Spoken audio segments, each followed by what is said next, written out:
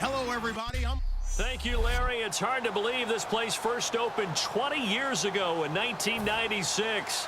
Bank of America Stadium, that's where we're at in Charlotte, North Carolina. Today, it's week 3, and we've got a good one in store between the Minnesota Vikings and the Carolina Panthers. So here are the defending NFC champs on offense now. They'll be led out by the former Auburn man, Charles, hard to believe, already in his 6th year now, Cam Newton. And every eye in the stadium goes to him as soon as he appears, doesn't it? There are very few players that have that type of effect. Doesn't matter whether he comes out for warm-ups, whether he's come out for the game, to start the game the first time on the field. All eyes on number 1, and rightly so. He may be the best player in the game. When we look at this unit like we are now, Greg Olsen has become such a reliable target in this league. Loves to be considered the number 1 option in the passing game in the offense he plays, and he lives up to it. Knows the defense is set for him, knows how to beat them. Here's the option going right, and he'll lose yardage. Brought down at the 32. He'll wind up losing 3, and now it's 3rd down. So now an early 3rd and 10 here on their opening drive. Throwing on 3rd down, Newton. Gets it to Benjamin. It's caught. That one goes for 24 yards. And they talked about how important the passing game was going to be against that defensive look. Good job there going to the air for the first down. It's all about preparation. It's all about planning. And then it's about execution.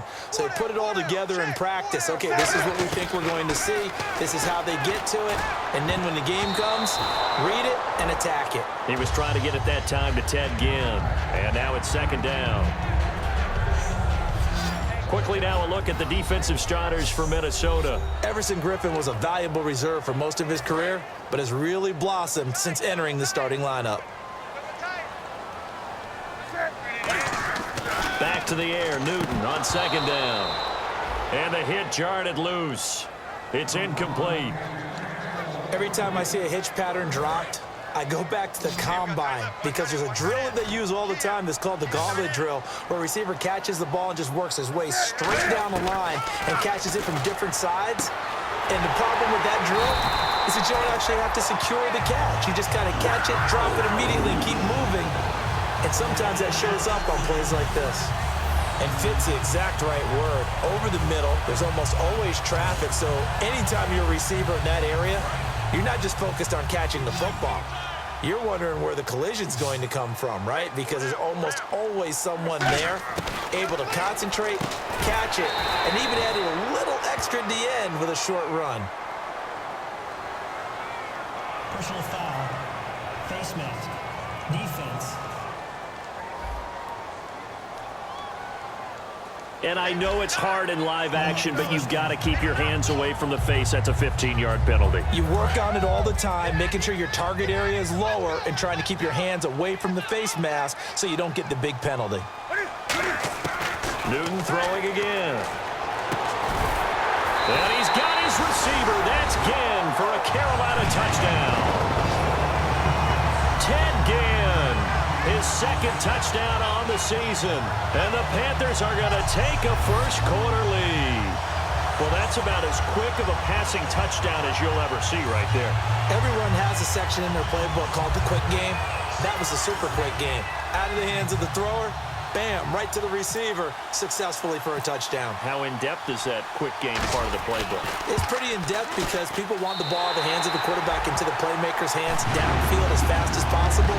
There are a lot of plays, a lot of options involved with that. So that winds up a 7-play drive all told. And the end result, a Panthers touchdown. Gano now following the touchdown here to kick it away. And they will not get a chance to return this one as it's through the end zone for a touchback. So here's the Viking offense making their way out. They'll be led out by their 3rd-year quarterback now, Teddy Bridgewater. He was 6 of 6 as a rookie, 11 of 5 as a sophomore. Pretty good uptick. It really is. And how many times have we heard from coaches that you make your most improvement as a player between year 1 and year 2? I'm going to say they're wrong in terms of Teddy Bridgewater. I think he makes more improvement again in year 3 because they want the ball downfield more. Big strikes, and I think Teddy Bridgewater can supply it, especially off of the play-action passes. So what will they do? On the ground, through the air? Let's see. 2nd and 9. Let's go. Again, Peterson. Trying to find a lane, but instead he'll get back to the line of scrimmage and no more. They'll lose a yard, and it brings up 3rd. Charles Johnson's stock in trade is coming off the edge and getting to the quarterback. He knows how to make some of those subtle moves inside to help in the run game, and he did it right there. He's an athlete back in high school. And down he goes. The pressure getting to Bridgewater. The 2015 Pro Bowler, K'Wan Short, in there to get him for a loss of 9, and that'll lead to 4th down. Now the 4th-year man, Jeff Locke, on to punt it away. Back deep for the Panthers, Ted Ginn.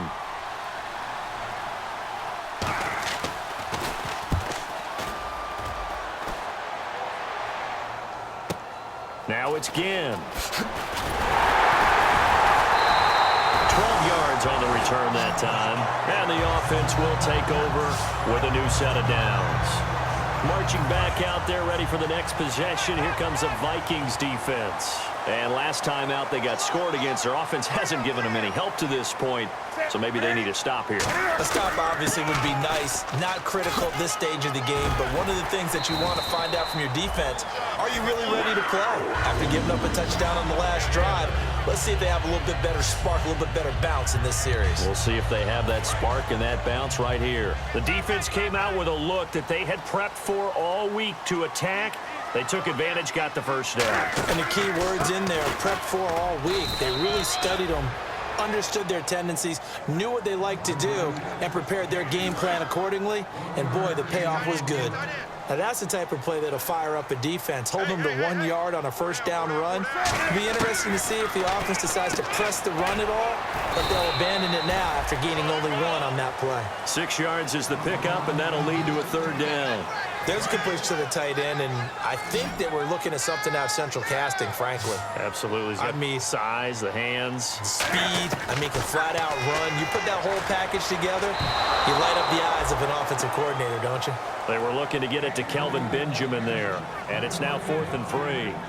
Well, we're not playing 3 yards in the cloud of dust football anymore. I kind of get why those old school coaches sometimes didn't want to throw the football, because if it's popped up in the air, it almost turns into slow motion, and both sides trying to get to the football, and you're holding your breath wondering whether it's going to go good or bad for your team. And all the gamble fails. It's incomplete. He was a 2nd-round pick. Many scouts thought he could have gone higher than that. And I was one of them. Even though I don't scout for any particular team, I had a first-round grade on him, and frankly, I'm surprised he lasted to the 2nd round. They got a steal with this player. They added a lot of talent to a roster that really needed an infusion of youth. They got a very good infusion of youth. And they didn't really... Back now with Charles Davis. I'm Brandon Gaudin. 2nd quarter begins with the Vikings holding the football. They've got a 2nd down and 8 to start things out. Let's go. They run again with Peterson. He'll get about 4 as he's past the 35 to the 38-yard line. Tackle made by Thomas Davis. So 2nd down was a run play. Now let's see what they do on 3rd. The ball carrier there, Adrian Peterson, he turned 31 back in March. But after his return from knee surgery a few years ago, that incredible return, I don't think we... Nowhere to escape, and he goes down. The 2015 All-Pro Thomas Davis in there to drop him with his first sack of 2016. Man, he got in there so quickly, Charles. What could the offense have done to adjust and account for that? But what you're hoping is that you figure out and you see and get a clue that maybe there's going to be some pressure coming at you, and you change the blocking schemes. Maybe you go to max protection. The biggest one is maybe you bring your running back in to try and keep you clean. But in that case, that didn't happen. 0 accountability, and a sack resulted. Carolina getting set to take the field. And last time they were very fortunate, this offense. They went for it on 4, turned it over in their own territory, but the other guys held up. They didn't give up any points. So how about the guy with the #1 headset on the sidelines, the head coach? That was planned going into it, not necessarily to not get the first down or to have the defense have to hold up. But he trusted his defense. Trusted his defense very much, and I think that's how he's going to play this game. Go for it, be aggressive, because I've got the wild bunch backing me up over here on my own sideline. Now we'll see what his offense can do. Looks like the defense in press coverage here. Oh, man, that was close. The opportunity to change momentum, big play, right in his hands, unable to come down with it. A sigh of relief, no doubt, on offense if that fell harmlessly to the ground. And he is down deep into Minnesota territory. A big play there on the catch and run. 61 yards. As we continue to advance in the NFL, as people continue to scout players, they really don't care as much about body types as they care about those guys who can make people miss, run through tackles, and gain all that additional run after catch. Anybody who has that ability, they want them on their team. Now it's Newton. And the tight end Dixon left side. And eventually brought down, but it's near the 5 at the 6. And when you're playing a quarterback with some experience and some moxie, you enter the danger zone when you decide to blitz him, because if he's able to diagnose as he did on that play, he can hurt you downfield. He reads defenses so well, doesn't he? He really does, and the best part about that play for him, I don't think that was his primary target. I don't think so either. I think he had the read, figured out where the blitz was coming from, and went to a secondary target for a really nice gain. So incomplete on first. Let's see what second down has in store.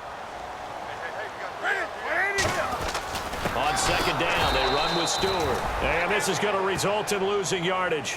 They're driven back to the 8-yard line. So he loses 3 yards there. Now third down. And back at the 8 now. Third and goal. On goal-to-goal runs, when you create lost yardage plays. And he's got his receiver. That's Ginn for a Carolina touchdown. Ted Ginn. His second touchdown of the game, his third on the year. And the Panthers are able to grow their lead. So they've had 2 drives, and he's had the 2 receiving touchdowns. And how about a game plan where you decide to force feed or feature someone, and it works? First 2 drives, as you noted, end up in touchdown passes. I think they're going to keep going to them until the defense makes any kind of an adjustment. And it's good to make it 14-0. So that drives 7 plays in length. And Carolina scores to cap it off.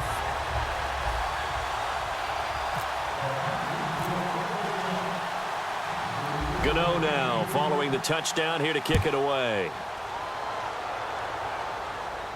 And here comes Diggs. And he'll take it past the 25 and up to the 28-yard line. And now out comes Minnesota. And last drive, 3 and out. Still a goose egg on the scoreboard. How do they break that goose egg? They've got to find a way to get the ball in the hands of their playmakers, get them some space, and try and make a first down and get some momentum going. It's been a struggle for them throughout the game, and that 3 and out on the last possession, it told you just how stalled they are on offense. So who will step up here? We'll see.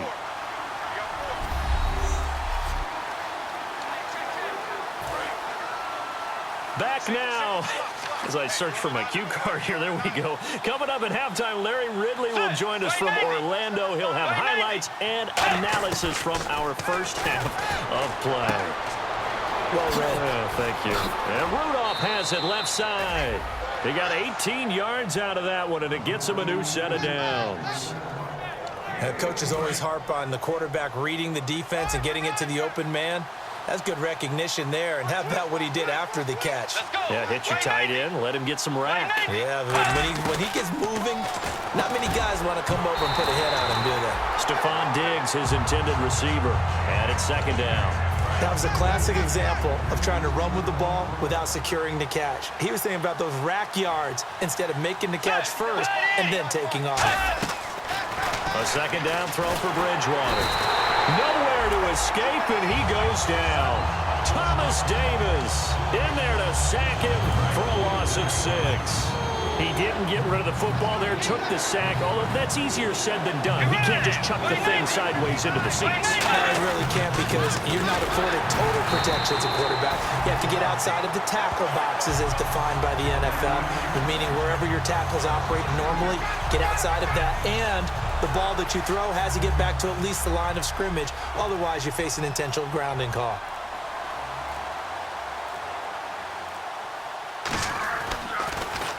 He gets us away. It's a good one, drawing toward the sidelines. And this one's out of bounds. Should be inside the 10, I think it is, at the 6-yard line.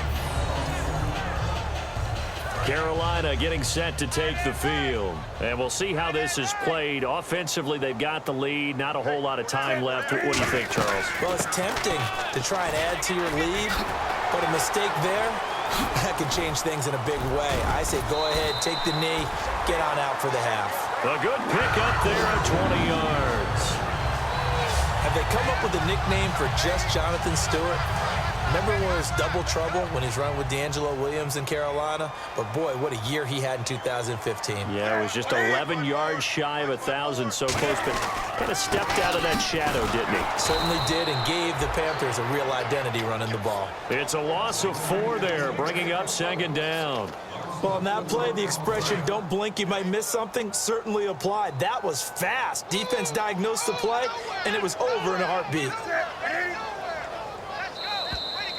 So we have come to halftime in what's already a 2-touchdown game. And actually, Larry, hold that thought. We're right back to the action.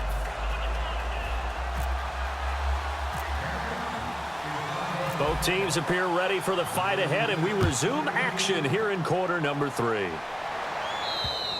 And this will be a touchback. Last year would have come out to the 20. This year they'll move it out to the 25-yard line. Out come the Vikings. They'll have it first on offense as we begin the 3rd. They come out here with a 0 on the scoreboard. What was said in that locker room? That's what I want to know. I would love to have been in there because we often have the feeling that there's a lot of shouting, screaming, people upset. But typically, halftime locker rooms are a lot more clinical than that. And in this case, are they upset that the plays weren't working because of execution? Or did they think they were just bad plays to call? Yeah. We'll find out pretty quickly here if they feel like they had something going, but they just need to do it a little bit better or not. We'll find out. And complete. Right side, the tight end Rudolph. It'll be a pickup of only a yard. And just like that, it's 3rd down. And he's the epitome of what we call the move tight end. A guy that you can line up anywhere. In the slot, out wide, in tight. Doesn't really matter because he has such great skills. You want to utilize him in all aspects of your passing offense. And there he was in the slot for the catch. You give him 5 yards there, and it's enough for the first. And that's understanding where the markers are because it's not just running to them. Because on the catch, you can actually be pushed back before the first down. It's getting past it and allowing that opportunity to drift back towards the first down line and still having picked it up. Really well run.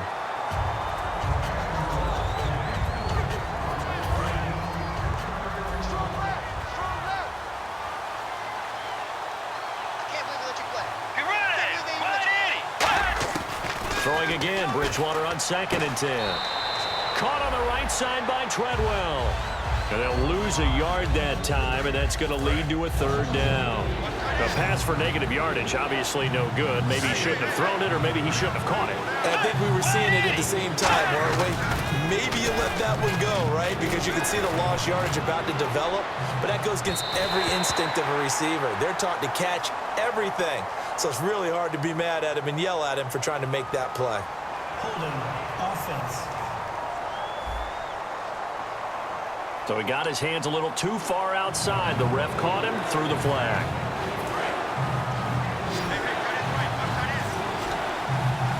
And the Panthers bring in their nickel set as they try to defend here on 3rd down. 5 defensive backs. 3rd and long for Bridgewater. And this one hauled in by Rudolph. Just a 5-yard pickup, and it leads to 4th down.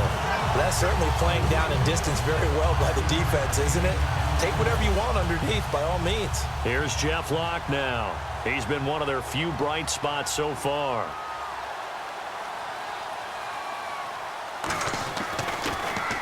He gets this one away, and boy, it's another boomer.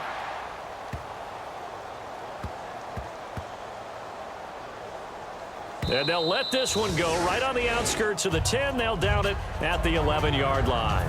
Now we take a glance at the offense as they work their way back out for their first possession of the second half. They have the lead here. Well, we talk a lot about pregame speeches. What are halftime speeches like? For the most part, not nearly as emotional. They're a lot more clinical.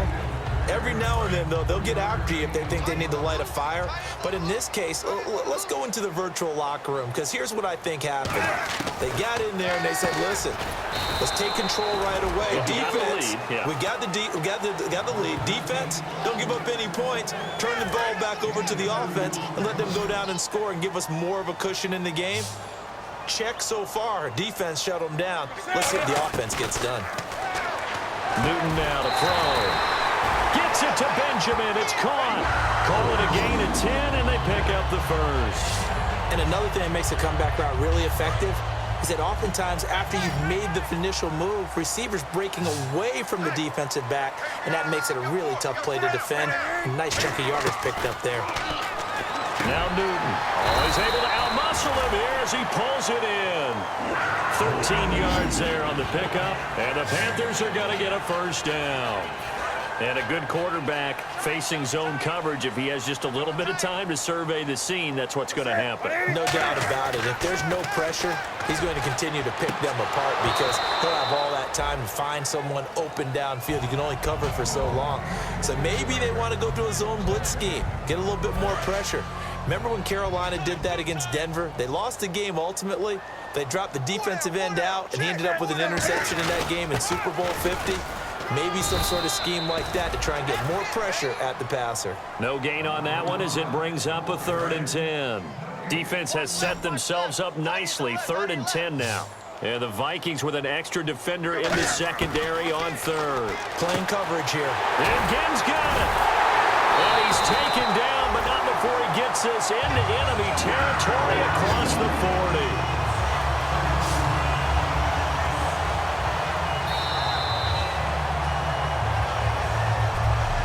We're back now in Charlotte. It's the Panthers out in front and in control of the football as well as we begin quarter number 4.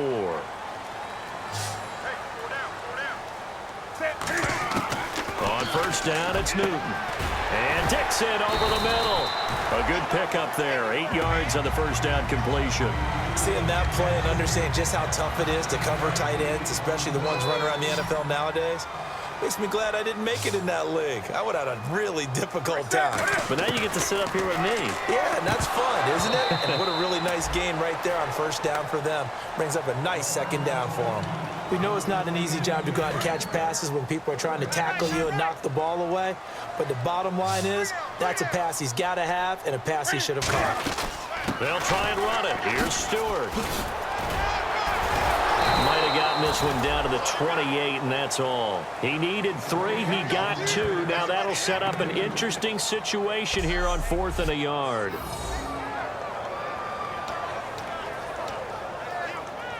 Now Graham Gano to try the Panther field goal. This to make it a 3-score game late. Completes it to Dixon. They're not going to get it. They try to move the chains with a surprise, but it's a turnover on downs. I remember being taught that cliches have become so for a reason. A lot of times they're true, right? What's that they used to tell us about letting sleeping dogs lie? Well, this one wasn't sleeping. Maybe it was just slumbering a little bit. But taking that gamble there, you've got the lead. You may have ignited them now if they stopped you. That's exactly right. If you take the points here, you don't shift momentum necessarily on that play. You probably just did. Give him 6 on the play, and it'll make it 2nd down. A good start there on this 4th quarter drive. They need more of what we just saw. Down a couple of scores. There's still time, all right? It's not like they're totally out of it, but they have to score quickly, and they're going to need some big-time plays, chunk plays, explosive plays. They need yardage on each snap. And he's just going to get rid of this thing to no one here. He throws it away, and now it's 3rd. Let's face it, you can run the route tree as many times as you want, get in sync, practice it, do all those things. But once you get to game speed, it doesn't always time up quite that well. That one goes incomplete. Oh, the ball comes out on the hit, but they'll say it's incomplete. Partner, how many times have you heard it? Pressure creates diamonds, right? But it also bursts pipes. And on that one, That's what they got. They got after him, and he was fortunate just to get rid of it. Yeah, he just had to chuck it away. And he's got it complete to Stephon Diggs. Call it a gain of 5, and they're able to pick up the conversion here on 4th down. First down and 10 now for the offensive group. Not only is a slant route really difficult to cover, it's a real staple play for an offense on a 4th down because it's a quick-hitting play. Get the ball in the hands of the quarterback right to the receiver. And the receiver has to be ready because that thing's coming on a rope. So they're still at the original line of scrimmage here. 2nd down and 10. It's a tried-and-true formula, and I don't think it'll change for as long as we play football. If someone's trying to throw the ball and you can put pressure on them and make it tough, that's only going to help your defense. Yeah, he's since being hurried. He got rid of it before taking the hit, but incomplete. He lost 2 there, and it's 3rd down. Really good defensive effort. They were all over that little swing pass out to the right side before lost yardage. Terrific read, better execution, and done with a lot of enthusiasm. The Panther rush too strong. They get there and take him down. Star Lotulelei in there to drop him for a 6-yard loss, and that'll lead to a 4th down. And they're indeed going to go for it here on 4th down. So trailing here in the last quarter, let's see how this plays out. Desperation time, 4th down, Bridgewater. And he's able to find Diggs. 27 yards on the gain there. And on 4th and long, somehow they're able to keep the drive going. Time for a break. We'll come back to wrap this one up after this. So the Vikings in possession of the football as we get you reset. They've got a 1st and 10 as they search for a late score. A 1st down throw for Bridgewater. Throwing for his running back, and he's got him complete. Give him 3 on the play, and that'll make this a 2nd down. And they're going to hurry back to the line now. Here's Bridgewater. And seeing nowhere to throw, he chucks this one away from harm. Incomplete. Now it's 3rd down. If they want a first, they need to get the football to the 32 here on 3rd down.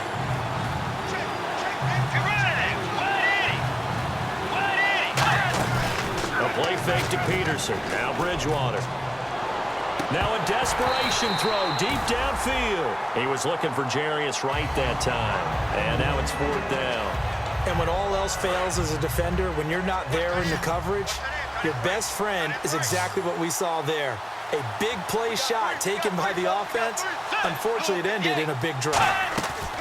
Got to try it here. He's back to throw. And no, it's incomplete. They had to go for it with such little time remaining, and the Panthers will get the football back. Getting set to go again here, Cam Newton marches back onto the field. So, Charles, there are the numbers. What's happened here? Defensive adjustments that's caused him to sort of fall off a bit? I think so. That has to happen. You've got to make some changes. And now the Vikings are going to stop it here on defense with a timeout.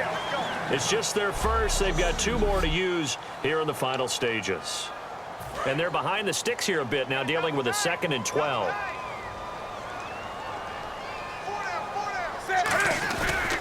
They keep it on the ground. Again to Stewart. They juked him. 4 yards on the pickup there as they get it back to a more manageable 3rd and 7. Another timeout called by the Vikings now.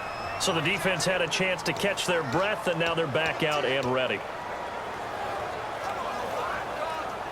And the offense needs 7 out of this play on 3rd down.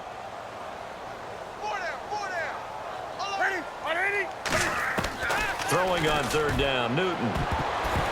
Oh, incomplete. Nearly the pick they needed. They would have loved one there, but at least it does get them to 4th down. Well, he did almost everything right. Excellent coverage, breaks on the football, just unable to haul it in and take it the other way, so he dropped an interception. The key for him now, don't dwell on it, just move on to the next play. And how about this, a fake? Complete, Richardson has it. And the fake will work, he's going to have a 1st down. And play is stopped here, timeout. It's the defense calling the timeout here. That'll be their 3rd and final stoppage here as we step aside.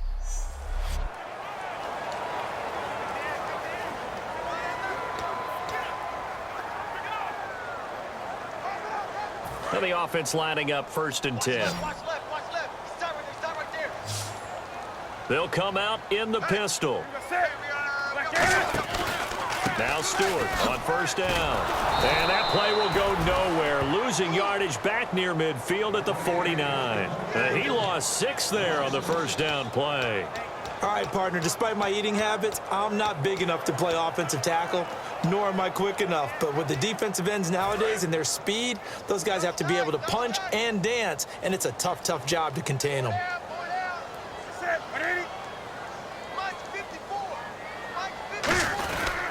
This is Stewart again. And his rough afternoon continues. He's going nowhere again. They'll lose a yard, and it brings up third. 2 plays in a row, the defense won, stacking up the running game. They've got to feel good about themselves, but something has to be in the back of their minds. Are we being set up for something big? They've got to be careful. On third down, Jonathan Stewart. And he was able to shed the tackle, but the reserves come in for the stop. That'll be good for 6, but now it's 4th down. You know what really fires up offensive linemen? When the guy that is carrying the ball behind them can create his own space and break a tackle along the way. The storyline in this one, Charles, no doubt the number 0.